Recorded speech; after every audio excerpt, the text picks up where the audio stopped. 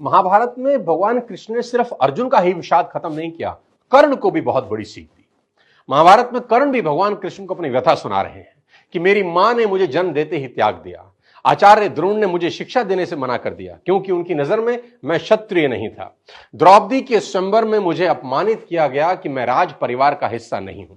मुझे पूरे जीवन अपमान का घूंट पीना पड़ा। कर्ण पूछते हैं, केशव मेरा क्या अपराध था? भगवान कृष्ण जो कर्ण को जवाब देते हैं, मुझे ऐसा लगता है कि यह जवाब 1000 करोड़ टीचिंग के बराबर है। यह जवाब सीखने के बाद आदमी के पास हर सवाल का जवाब मिल जाएगा। जी हां, कृष्ण मुस्कुराते हैं और जवाब देते हैं कि हे सूर्यपुत्र, मेरा तो जन्म ही कारागार में हुआ। मेरे पैदा होते ही मृत्यु मेरी प्रतीक्षा कर रही थी। जिस रात मेरा जन्म हुआ उसी रात मेरे मां बाप से मुझे जुदा कर दिया गया और जहां पहुंचा वहां सब काम मुझे ही करने पड़े। गायें चराने से लेकर गोबर उठाने तक सब काम करता रहा। सिर्फ 2 दिन का था, मेरे ऊपर राक्षसों ने हमला कर दिया। मुझे बारंबार जान से मारने की कोशिश की गई। मेरा अपना सगा मामा मेरी जान का दुश्मन था। मेरे जीवन की चुनौतियां कहां कम थी। अन्याय जीवन भर मेरे साथ भी होता रहा।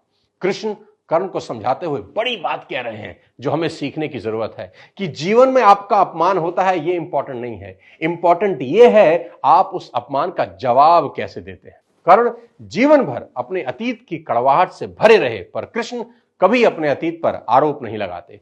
कर्ण पीछे की ओर देखते हैं और कृष्ण आगे की तरफ।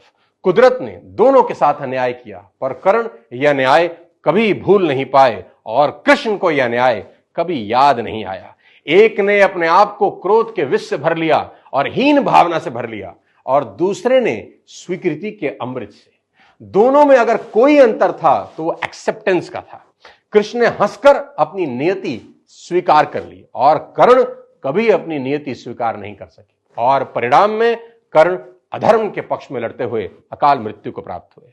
परिस्थितियों का चक्र चलता रहेगा। कई बार लगता है कि भाग्य ने धोखा दे दिया।